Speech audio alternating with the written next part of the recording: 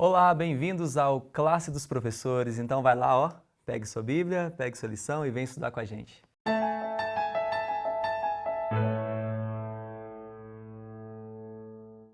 Meu amigo, minha amiga, sejam bem-vindos ao Classe dos Professores.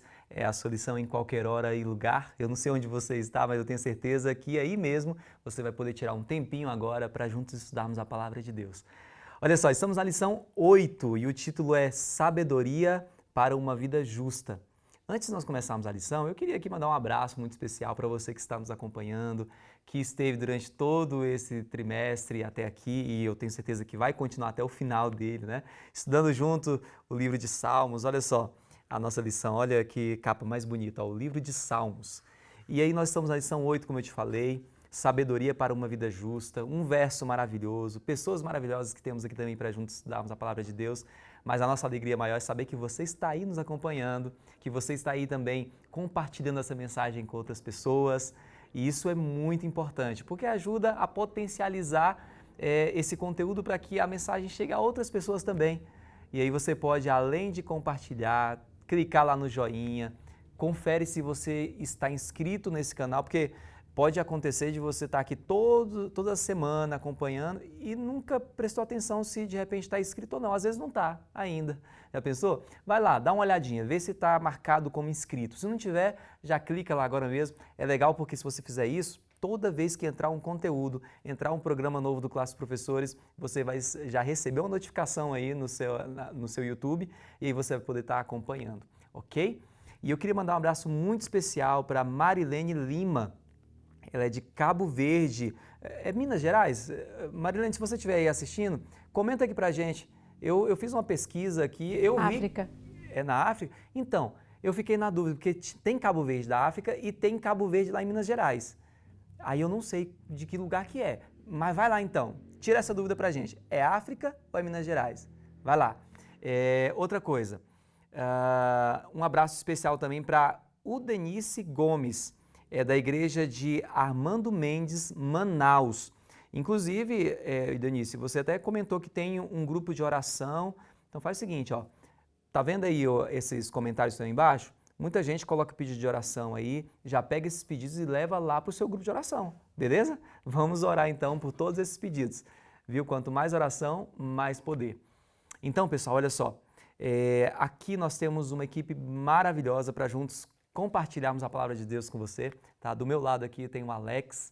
Alex, Tudo ele bom? é da Igreja Adventista do Lago Sul, né? Perfeito. Bem-vindo mais uma vez, Muito Alex. obrigado. Vamos estudar a lição e livro de Salmos, sabedoria, né? E do lado do Alex ali, ó, Vanessa. Tudo bem, Vanessa? Tudo bem, Rafa? Bom estar de novo com vocês. Uma alegria para a gente ter você mais uma vez aqui conosco, tá? Vanessa, da Igreja da Asa Norte, Brasília. E ao lado da Vanessa ali, a Geni, a nossa aquisição desse trimestre, né, Geni? Olha, que alegria ter você com a gente, tá? Obrigada, Rafael. Também estou muito feliz de participar com vocês. Maravilha. Bom, olha, já te falei para você se inscrever no canal, já falei para você compartilhar, já pedi para você dar um joinha. Agora, para estudar a palavra de Deus, eu vou te pedir para fazer uma oração junto com a gente. Vamos lá, Alex, você ora para a gente? Vamos orar. Você que está em casa aí também, feche seus olhos, vamos buscar o nosso Deus em oração. Amantíssimo Deus e Pai, muito obrigado, Senhor, por essa oportunidade que nós temos, esse privilégio de abrirmos a Tua Palavra, Senhor. Que momento doce, que momento maravilhoso, quando nós nos colocamos em contato com a sabedoria eterna, Pai, aquilo que transcende em muito tudo que é humano, Senhor. Obrigado, Senhor, por esse dom maravilhoso da vida eterna em Cristo Jesus. Colocamos aqui nas Tuas mãos essa pessoa, Pai, que está nos acompanhando, assistindo agora nesse momento, que Tu possas estar olhando, Pai, para as suas necessidades, as suas aflições, os seus sonhos, Pai, e que, acima de tudo, nós aqui, Pai, o nosso telespectador, estejamos todos sintonizados no Espírito Santo, Pai, compreendendo aquilo que Tu queres nos ensinar. Fica conosco, Pai, te rogamos agora humildemente a Tua companhia, a Tua presença na nossa vida, por Jesus. Amém, Senhor. Amém. Bom, se você assistiu o programa da semana passada, se você acompanhou na sua lição aí a semana passada, o estudo da semana passada, você viu lá que o texto está lá em Salmo 90, versículo 12, que é bem assim, ó, ensina-nos a contar os nossos dias, para que alcancemos um coração sábio. Esse é o pedido que tem aí nesse texto. Mas na lição da semana passada, falou sobre a graça divina, que nós precisamos entender que nós somos salvos pela graça divina, é isso que faz a diferença na nossa vida, a gente é transformado por essa graça maravilhosa. Ok, até aí, beleza. Mas nesse salmo aqui, quando fala para ensinar a gente a contar os nossos dias, tem a ver também com as nossas decisões diárias frente aos desafios que nós temos, entendeu? Então, contar os nossos dias é exatamente isso. Então, tem a ver também com as nossas decisões, o que nós fazemos, né? E a lição também dessa semana, ela fala sobre fazer a vontade de Deus, guardar os mandamentos, que isso tudo são passos importantes para uma vida justa e sábia. E, Vanessa, comenta pra gente aí, na lição de domingo, considerando a lição de domingo, o que o salmista nos orienta sobre como devemos guardar os mandamentos de Deus. Para guardarmos os mandamentos dentro do contexto do saltério, né, que seria os salmos, ele primeiro traz que a gente está numa peregrinação, que a gente está nessa terra como peregrinos em terras estranhas, né? Estamos peregrinando. Enquanto isso, o que eu devo, ou como eu vou me comportar, ou como que eu devo fazer. Então, uma das coisas principais que a gente tem que pensar e que a palavra traz para a gente é que guardar os mandamentos, ou obedecer, ou ser justo, ou andar em retidão. Quando a gente fala andar em retidão, se nós somos os peregrinos, seria envolver todo o nosso ser, todo o nosso percurso. Só que nós viemos daquela visão grega do passado de que fé, ela anda separado da ação. Como se eu tenho fé, não tem nada a ver com a maneira que eu vou agir. E isso nunca existiu e a Bíblia não traz dessa forma, e a criação dos contextos antes das questões da filosofia grega, a gente entendia fé e ação como algo junto, que é uníssimo, uma coisa só, porque envolvia todo o ser, nesse sentido. Só que hoje a gente tem uma visão assim, não, primeiro eu tenho que obedecer, para depois eu tenho fé, ou então eu faço. Só que nós temos uma visão muito, muito conturbada no sentido de dizer o seguinte: Deus não fez fazeres humanos, Ele fez seres humanos. Então, quando fala que envolve todo o ser, primeiro eu tenho que ser. O ser envolve ter um caminho em Cristo, um relacionamento com Deus verdadeiro e etc, etc, etc. A partir do momento que eu sou, aí sim eu faço, porque Deus não fez fazeres humanos, Ele fez seres humanos. Mas então como que eu vou ser? A sabedoria bíblica traz para a gente, principalmente nos Salmos, que Davi, ele tinha muito claro isso também, que era assim, ó, as 3 perguntas principais que você deve fazer para você saber assim, peraí, eu sei quem eu sou ou não? Então de onde eu vim, quem sou eu e para onde eu vou? São essas 3 perguntas chaves que Davi deixa bem claro em tudo que ele escreve nos Salmos. E aí, o que eu digo para vocês? De onde eu vim? Eu tenho que entender que eu fui criado por Deus e que eu vim de uma criação, de um Deus. Então, é a criação. Aí sim, depois, quem sou eu? Eu sou aquele que está sendo justificado, aquele que está amparado dentro de padrões que Deus deixou, que é a lei. E por último, para onde eu vou? Eu tenho um temor. Então, criação, lei e temor, isso vai me levar à salvação. Isso é sabedoria bíblica, né? Que isso é a sabedoria que vai trazer para a gente. E de onde eu vim, quem sou eu e para onde eu vou? Então, eu preciso ter essas 3 perguntas bem estabelecidas em mim para depois eu ser, primeiro eu vou ser para depois eu fazer. Então, como que eu vou fazer para ter uma vida de retidão, de justiça, fazer o que é certo e até ter uma questão de autocontrole? Eu preciso saber quem eu sou, primeiro de onde eu vim, quem eu sou e para onde eu vou. E quem eu sou, fui criado por Deus. Quem eu sou hoje? Servo de Deus. E para onde eu vou? Vou me encontrar com Deus no céu. Amém. Alex, que dilema humano é esse que a lição de segunda-feira apresenta? Muito bem. Rafael, eu acompanhei aí a história, li e acompanhei um pedaço da história de Steve Jobs. Steve Jobs, para quem não está lembrando, ele foi o fundador e principal figura, principal personagem da Apple, né? que fabrica aí os iPhones, iPads, né, e é uma das empresas mais valiosas do mundo até hoje. Steve Jobs, ele tinha um grande dilema dentro do coração dele. Apesar de ser uma pessoa que, até onde a gente saiba, não se preocupava com Deus, não, pelo menos o Deus cristão, né? Ele tinha consciência de que a vida era extremamente breve, que a vida era muito rápida, né? Passava muito rápido. E ele tinha uma preocupação de deixar uma marquinha no universo, palavras dele, né? Eu vou deixar uma marquinha no universo. E aí ele fundou, né, uma das empresas que revolucionou a tecnologia, revolucionou o nosso modo de vida, né? E inventou um sistema novo, totalmente novo, né, de se comunicar e tal.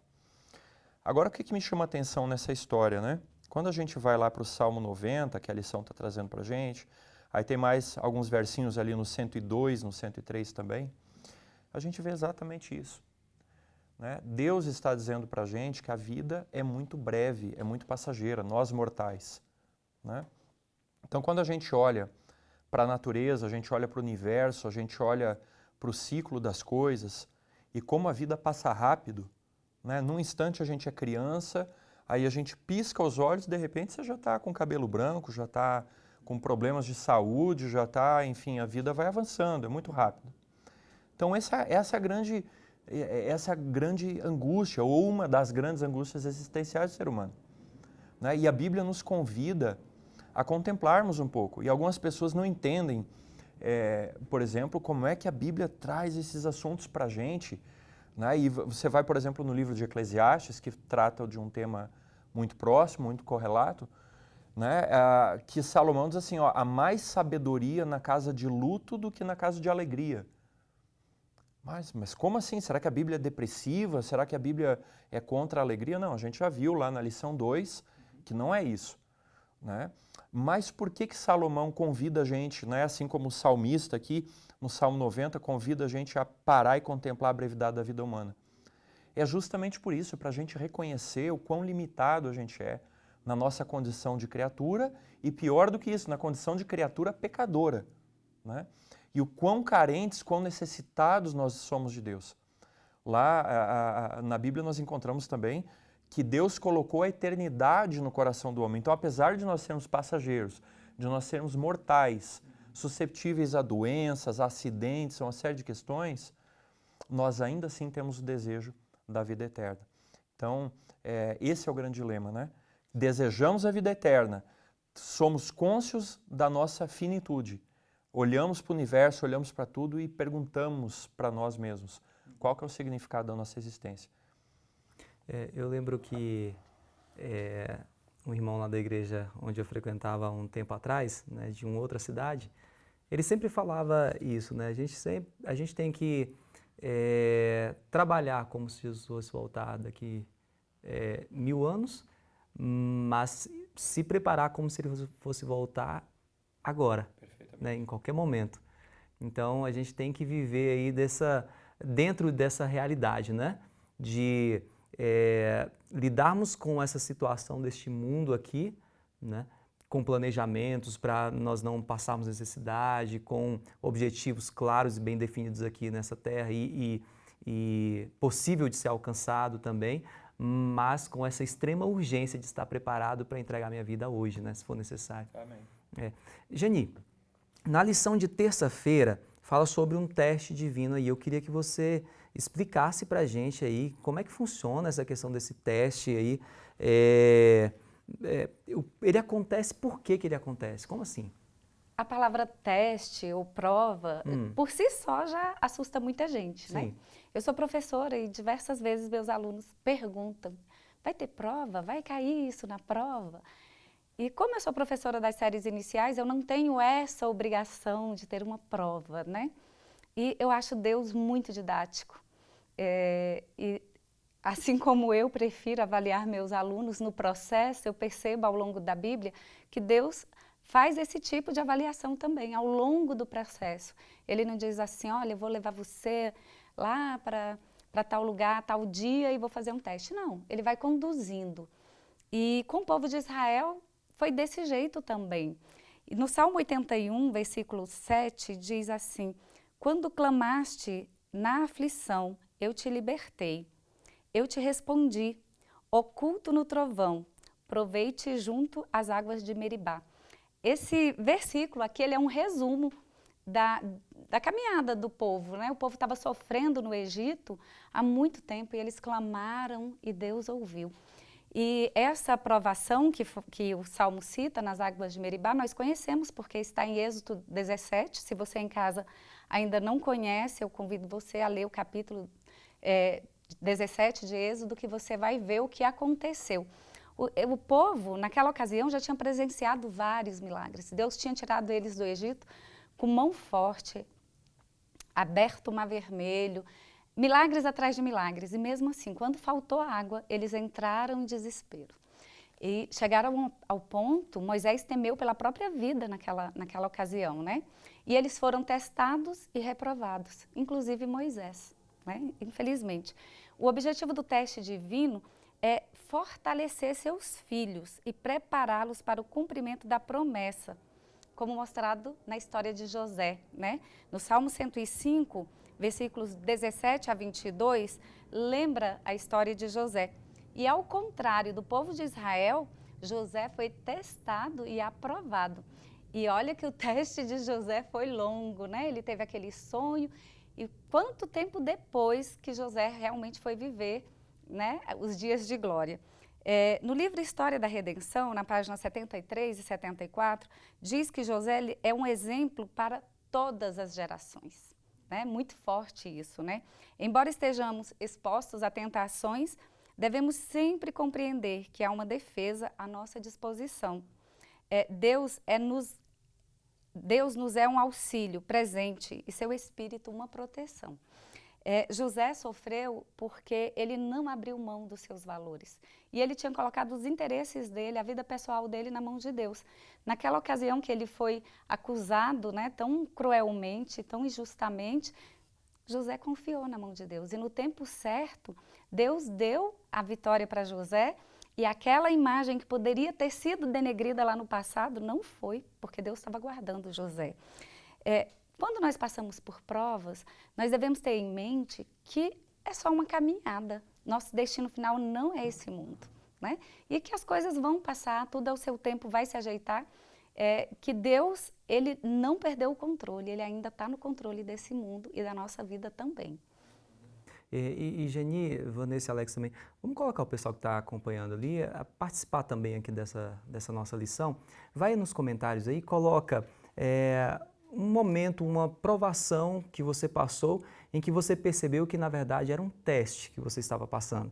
E aí, conta pra gente como que você passou por isso, como que você superou essa situação. Compartilha com a gente aqui, porque pode ajudar a pessoas que estão passando pelo que você passou um dia a saber como sair desse teste com êxito, com vitória, beleza? Compartilha aí com a gente aí nos comentários. E Vanessa, na lição de quarta-feira, fala sobre um tal caminho perverso aí. Conta pra gente, que caminho perverso é esse?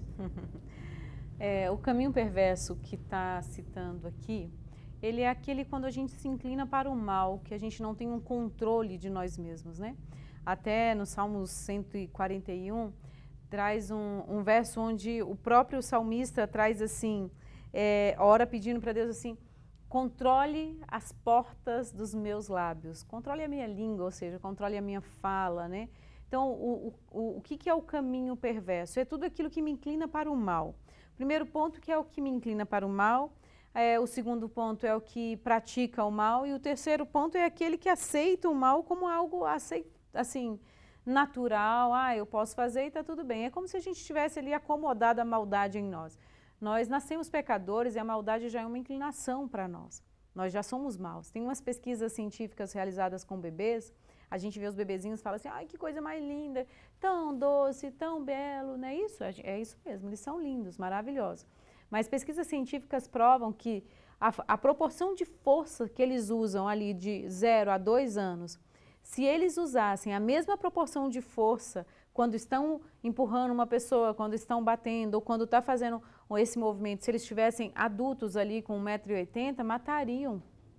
De tanto que é uma força muito desproporcional para o mal. E se você perceber, as crianças, desde que nascem, já nascem realmente com propensão ao mal. Aí vocês vão falar, como? Isso, Vanessa? É isso mesmo. Nós nascemos no mundo pecador.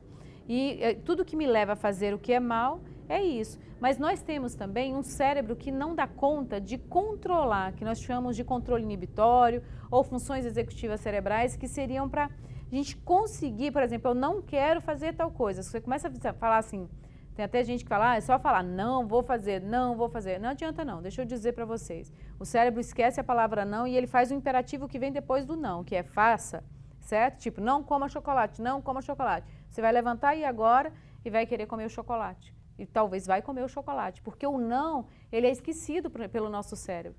Então, o que acontece? A gente precisa ter um controle disso. E os Salmos, ele faz um processo fantástico que a gente chama de autorregulação.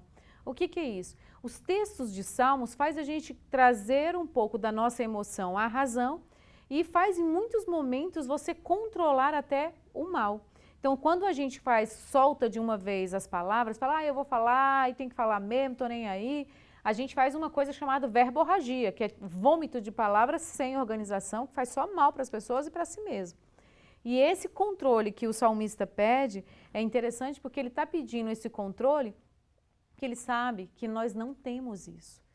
O nosso cérebro não tem condições de ter esse controle que a gente chama de controle inibitório para não se conduzir ao mal. A gente tem a tendência para o mal. E como que a gente faz isso? Os salmos pode ser uma possibilidade de autorregulação, porque quando eu estou em Deus, eu tenho certeza da vitória. Se eu, em Deus, buscar a minha vitória, com certeza eu vou ter controle. Mas os salmos me dão soluções para isso. Então, o que é o caminho perverso, como você me perguntou? É tudo aquilo que me inclina para o mal. E se me inclinar para o mal, ou seja, eu vou ter um pouco do desejo, a tentação, a tal chamada tentação. Aí se eu entrar na prática, aí se eu começo a praticar o mal, de repente eu já estou aceitando o mal como se ele fosse um bem, como se ele fosse algo aceitável. Esse é o caminho perverso. Entendi. Alex, na lição de quinta-feira, já estamos na lição de quinta-feira já, o tempo voa, né? Mas olha só, fala de bênção nessa lição. Finalmente, vamos falar de bênção aqui, Alex. Seguinte, a lição de quinta-feira, ela lista aqui bênçãos que advêm de uma vida justa. Comenta pra gente sobre isso. Maravilha. É um dos salmos meus favoritos aqui, que alguns anos atrás eu me dei o trabalho de decorar ele. Hoje talvez eu não saberia mais recitar ele de cor, mas no passado eu sabia o Salmo 128. Se a gente comparar o estudo dessa lição de quinta-feira com aquele que nós fizemos lá na lição 2, lá atrás, há várias semanas atrás, a gente vai pensar assim, será que a Bíblia está se contradizendo? Né? Porque a gente estudou o Salmo 44, a gente estudou o Salmo 60, 1 a 5, o Salmo 22, né? Que eu lembro até que a Genique comentou dele, né? O que está acontecendo? Eu tenho salmos que falam de problemas, de aflições, né? Dos salmistas reclamando, né, com Deus, lutando com Deus. Sofrimento. E aqui eu estou dizendo assim, olha, feliz serás e tudo te irá bem. A tua mulher será como a videira frutífera no interior da tua casa, e os teus filhos como plantas de oliveira ao redor da tua mesa. A Bíblia é muito interessante quando a gente analisa, né, os pontos todos, contrabalança eles e chega numa conclusão. E a conclusão que a Bíblia nos dá nesse sentido é o seguinte: vamos passar por problemas? Vamos. Vamos passar por aflições? Vamos. Você é cristão, você está na bênção de Deus, você está seguindo os mandamentos de Deus, você está cumprindo aquilo que Deus espera de você, você vai passar também por aflições. Não tem como a gente escapar disso. Mas o que a Bíblia diz para a gente é que apesar disso, apesar de, como vemos também nos Salmos, os ímpios, né, aparentemente prosperando, indo bem, e às vezes os crentes aí lutando e sofrendo, apesar dessas dificuldades, ainda é melhor você ser justo. Você vai ser feliz mesmo no meio da aflição, mesmo no meio da dificuldade. Isso é um ponto que nós temos que deixar claro, né, para nós mesmos e também, eventualmente, para o nosso aluno aí, quem é professor da Escola Sabatina, vai estar passando a lição agora no sábado, né? Precisamos entender isso, compreender.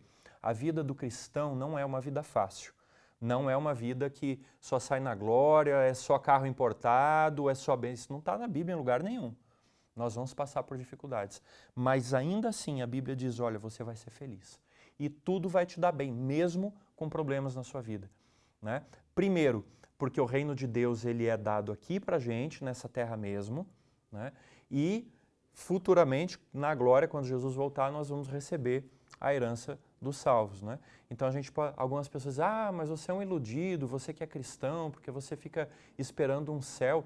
Não, tudo bem, eu espero o céu, é verdade, eu espero a redenção em Cristo, mas eu já posso desfrutar do reino de Deus aqui mesmo nessa terra.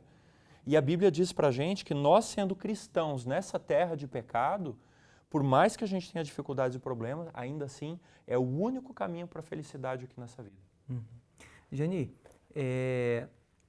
no verso nosso, o verso da nossa semana, coloca lá claro qual que é o objetivo, né, que apresenta aquele verso, que é alcançar um coração sábio. Agora, se a gente fizer uma enquete com as pessoas aí, a grande maioria vai falar que ele quer ser feliz. Como é que a gente faz para relacionar essas duas coisas agora? Fecha pra gente. Inclusive, o estudo adicional começa dizendo isso, né? Que as pessoas hoje estão mais interessadas em ser felizes do que ser sábia. A Bíblia, ela afirma que a sabedoria divina, ela traz felicidade. E o Salmo começa dizendo isso. Já no Salmo 1, verso 1 e 2 diz, abençoado com felicidade é o homem que não segue o conselho dos ímpios, não se deixa influenciar pela conduta dos pecadores, nem se assenta na reunião dos zombadores. Né? Ainda tem um finalzinho lá do 2, mas você pode ler em casa. Enquanto eu estudava esse tema, eu me deparei com um artigo que eu achei bastante interessante. É um artigo que tem como título Sabedoria e Felicidade, de Gutenberg Macedo. Ele começa discorrendo o que os filósofos gregos disseram, né, sobre felicidade. Mas o que mais me chamou a atenção é que no final do artigo ele diz que não há uma receita para a felicidade. Porém, segundo ele, cada um de nós pode se tornar melhor ou mais sábio se cultivarmos a sabedoria do bem viver. E logo em seguida, ele apresenta 10 passos. Eu não vou gastar o tempo falando sobre os passos que ele dá, até porque eu discordo de muitos deles. Mas 3 me chamaram bastante atenção e eu quero compartilhar com vocês. O primeiro que eu vou compartilhar, né? Ele diz assim, saiba que os bens materiais, apesar de importantes, não proporcionam felicidade. Daí o conselho dado por Cristo, buscai primeiro o reino de Deus e as demais coisas vos serão acrescentadas. O segundo nunca se compare com quem quer que seja. Você é o único. Deus não fez duas pessoas iguais. Então, temos que valorizar e aprender a conviver com nós mesmos, né? E o terceiro passo é viva a máxima cristã, que diz, eu vim para servir e não para ser servido. Em outras palavras, evite ser um peso para a sociedade. Albert Einstein disse o seguinte, a felicidade não se resume na ausência de problemas, mas sim na sua capacidade de lidar com eles com sabedoria. E agora, como adquirir sabedoria? A resposta está lá em Tiago 1, versículo 5. Ele responde, se algum de vós tem falta de sabedoria, rogai a Deus, que a todos concede liberalmente com grande alegria. Maravilha. Vamos deixar um recadinho pro pessoal que está em casa? Porque depois de um fechamento que ela fez ali, eu acho que de repente a gente poderia, né, Alex, dar uma mensagem direta para ali. Cada um, faz um fechamentozinho aí, um apelo para quem está assistindo a gente ali. Pode começar, Alex, pode ser você. Eu vou falar então. Querido, a gente tem pouco tempo aqui nesse mundo, como nós estudamos nessa lição. A vida é curta e ela é curta demais para a gente desperdiçar longe de Deus. E a gente vai descobrir, se a gente andar longe de Deus em algum momento, que a vida sem Deus é somente isso, desperdício. Vanessa, aquele recadinho do coração agora. Se eu pudesse resumir e ajudar você e ajudar a todas as pessoas, eu diria que a felicidade é uma sensação. E o que é realmente ser feliz é andar nos caminhos de Deus com sabedoria. Então, Deus te dá a plenitude. Nós temos um vazio do tamanho de Deus. e que não são outras coisas neste mundo que vai suprir. Somente em Deus você vai encontrar essa total e felicidade plena, apesar das dores. É isso, né, Genia? Disso que você estava falando, né? Disso, exatamente. Né? E tem aquele verso tão conhecido, buscai primeiro o reino de Deus e as demais coisas vos serão acrescentadas. Amém. Então é isso. Quer vencer os desafios? Busque a Deus sabedoria. Quer ser próspero? Procure sabedoria. Quer a salvação? Peça a Deus sabedoria. A sabedoria ela vai conseguir te proporcionar aquilo que você quer alcançar, de fato. É através da sabedoria que você vai realmente ter êxito nessa vida, aqui na terra e na vida espiritual também. Vamos orar? Querido Deus, muito obrigado, Senhor, por mais um estudo da Tua Palavra. Obrigado, Senhor, porque o Senhor colocou em nosso coração esse desejo de um dia morar no céu. E, Senhor, que nós possamos, à semelhança de Salomão, buscar a sabedoria dos altos céus para que nós possamos alcançar esse objetivo nosso. Obrigado por tudo, nos abençoe, em nome de Jesus. Amém. Obrigado por sua companhia mais uma vez. Continue nos acompanhando em nossas redes sociais Adventistas Lago Sul e até o nosso próximo encontro.